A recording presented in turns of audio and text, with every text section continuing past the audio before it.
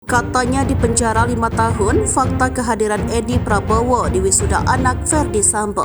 Heboh video wujud Edi Prabowo yang hadir di wisuda prajurit Taruna Akademi Militer dan Akademi Kepolisian. Pada wisuda itu, salah satu sosok yang menjalani wisuda adalah Tri Batra Putra yang tak lain adalah anak dari Verdi Sambo. Video tersebut lantas viral di media sosial. Kemenkumham lantas memberikan klarifikasi atas kontroversi keberadaan Edi Prabowo pada sidang tersebut. Dalam video yang beredar dan viral di media sosial, Edi Prabowo menghadiri acara wisuda prajurit Taruna Akademi Militer dan Akademi Kepolisian.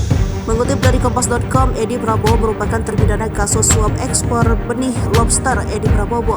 Ternyata ia sudah mendapatkan pembebasan bersyarat pada 11 Agustus 2023. Koordinator Humas dan Protokol Direktorat Jenderal Permasyarakatan Kemenkumham mengatakan Edi sejak 18 Agustus 2023 sudah dibebaskan. Pembebasan bersyarat dilakukan setelah pihaknya mendapat surat keputusan pembebasan bersyarat dengan nomor PAS 1436 PK 0509 tahun 2023 tanggal 17 Agustus 2023. Meski demikian, Edi saat ini masih harus wajib lapor dan menjalani bimbingan di Balai Permasyarakatan kelas 2 Cianjur.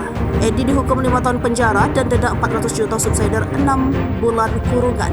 Edi juga dihukum membayar uang pengganti 9.687 juta 449.219 rupiah dan 77.000 dolar Amerika Serikat subsidiar 3 tahun penjara. Edi mulai ditahan KPK pada 25 November 2020 karena menerima suap.